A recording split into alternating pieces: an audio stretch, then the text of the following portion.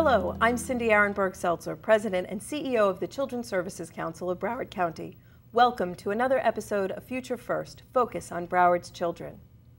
Often, when addressing complex challenges, we are tempted to look everywhere but at the most obvious solutions. For instance, the issues of teen drug abuse, violence, and other risky behaviors are certainly challenging ones. As a society, we have devised and implemented complex and sometimes expensive solutions. Many of these programs work and are needed, but did you know that one effective and inexpensive way to stem the problem of teen substance abuse and the related risky behaviors is simply this: eat together as a family. Family Day, a day to eat dinner with your children, was launched in 2001 by the National Center on Addiction and Substance Abuse at Columbia University. It has now become a national movement that informs parents that the engagement fostered during frequent family dinners is an effective tool to keep America's kids substance-free. Over the past few years, we have replicated this program in Broward County. And here to discuss the importance and effect of the Family Day movement are Pat Castillo, Vice President, United Way, Broward County Commission on Substance Abuse; Tim Curtin, Director of Community Youth Services at Memorial Healthcare System; Amalio, Nieves, Curriculum Specialist at Broward County Public Schools Diversity, Cultural Outreach, and Prevention; and Claudia Bailey, a mom who has enjoyed many family days with her children. Welcome to all of you. Thank you so much for coming. Thank you. Pat, I want to start with you because it was the Commission on Substance Abuse that first brought this program to Broward County. Can you tell us why and a little bit more about it? We were very excited. The United Way of Broward County's Commission on Substance Abuse is the county's substance abuse prevention coalition. We've been in the community for over 23 years, and we are always looking for cutting-edge approaches to working with our families and our communities that will make a difference to help our communities live healthy and drug-free. So 4 years ago, we saw the data come out of Columbia University, and it was startling for us simply because it was so simple. And for us, that was something that we thought we could do here in Broward County, a share as a strategy to really get to families that this is something that you could do today. Start with your family to have a meal. And just by doing that one thing, plus some other things, would get families knowing that they are doing something to help keep their kids drug-free. So we were really excited 4 years ago to start this, working with many partners around Broward County. Tim, I bet some of our viewers are wondering, why is Memorial Healthcare System involved in this? But you're involved in many aspects of youth development. Why don't you talk a little bit about that? Sure. Thanks, Cindy. Yeah, we've been involved in the community for almost 58 years now as a hospital down in Hollywood. We've obviously grown into 6 hospitals and recently opened up our new Joe DiMaggio freestanding children's hospital. But the essence of what we do is in the community, in the neighborhoods, in the households of those who need us the most.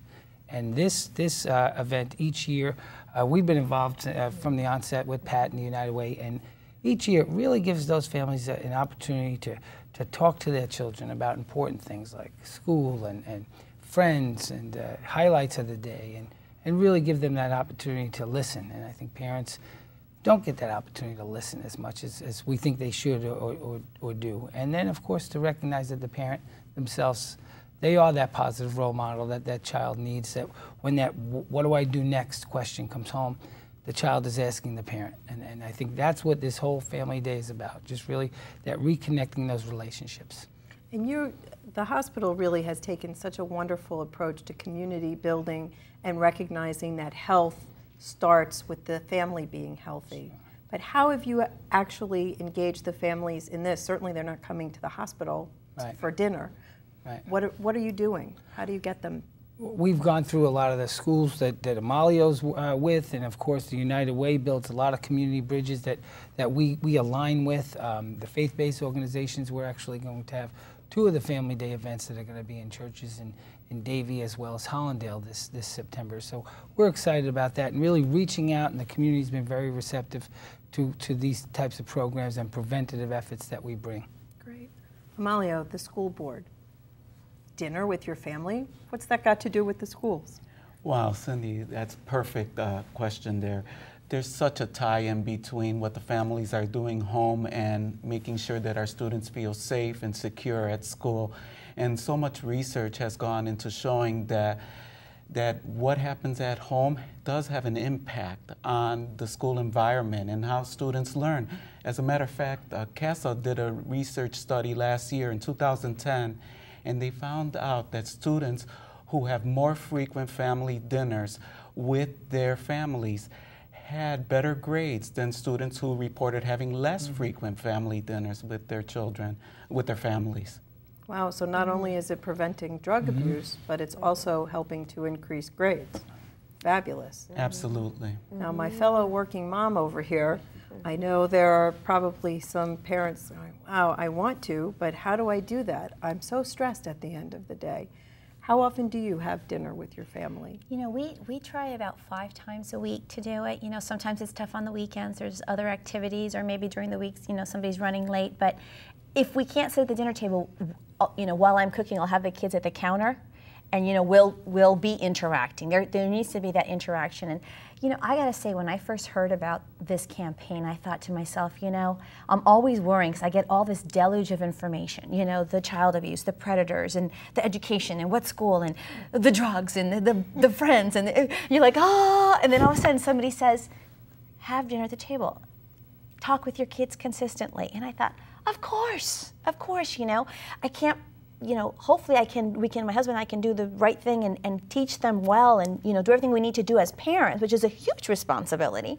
But, you know, sitting at the dinner table, I love it. And, you know, my children are 9, 7, and 5, and my son, one of the first questions within the first 10, 15 minutes after I pick him up from school is, Mom, are we eating dinner together? What are we eating tonight? Where are we going to sit at the table? And, you know, you make it fun for them, you know, and it's good conversation. It's, for my husband and I, it's really important because we talk about what's the best part of your day, what's the like not so good part of the day. You know, you add a bunch of components to it.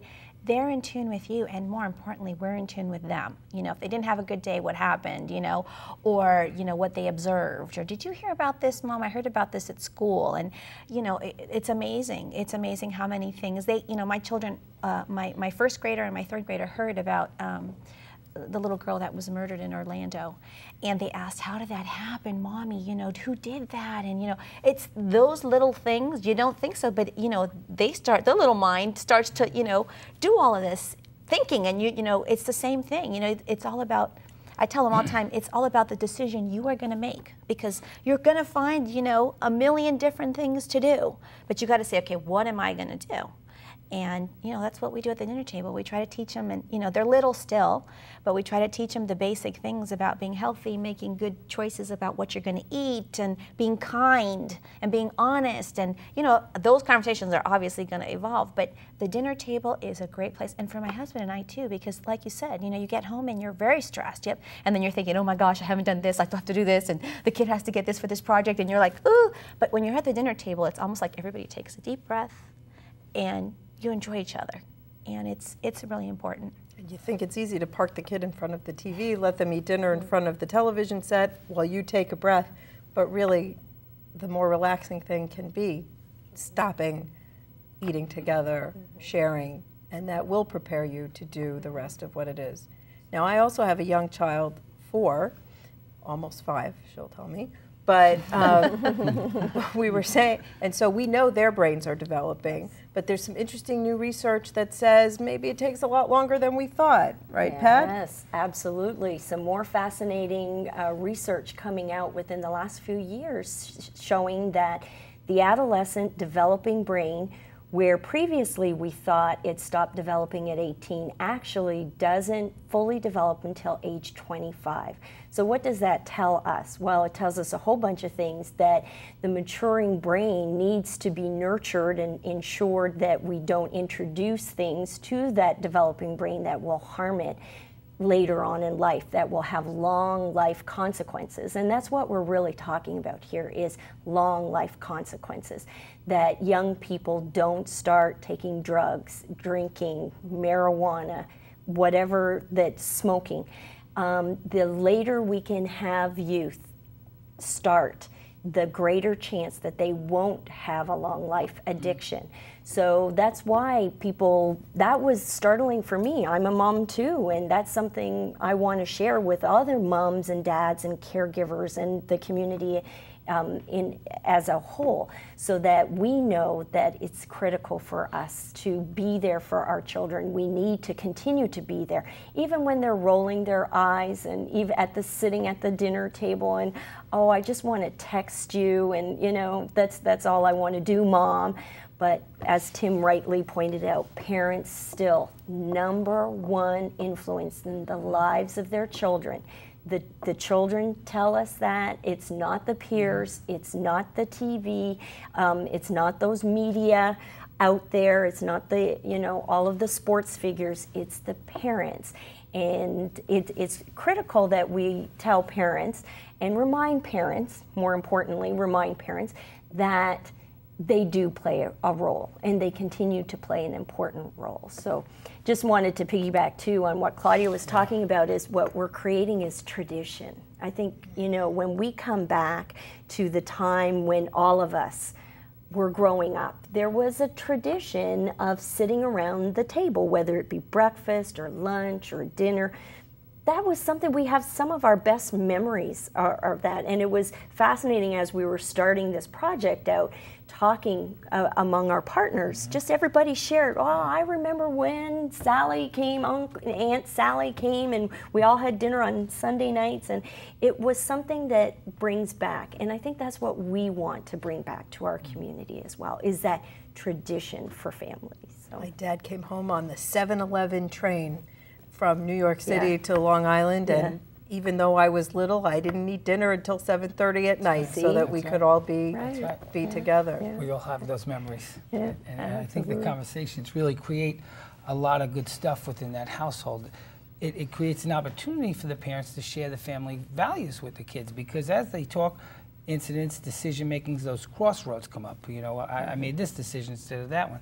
How did it work out for you? And I think the family values of loyalty, of trust, of truth, of patience, of love one another, tolerance, I think that's where kids learn their values. I think conversations like that, rather than just being told, we're honest, we show it, we talk about it, we provide examples of it. And I think that's a key piece to this. And we're all plugged in now like ever before. High tech is an issue we have to really not ignore. And one of the things we talked about earlier was the rules this year will be no electronic devices at the table, and we're going to just focus TVs off, even if it's in sight of where we eat, and just no electronic gadgets at the table, because they create a lot of those barriers today. And we're talking about, this is Family Day, so this is a 1 day a year event, right? And it is when? This year it is going to be held Monday, September the 26th, but it is a national event held the 4th Monday of every September. So nationally there will be Family Day events across the nation.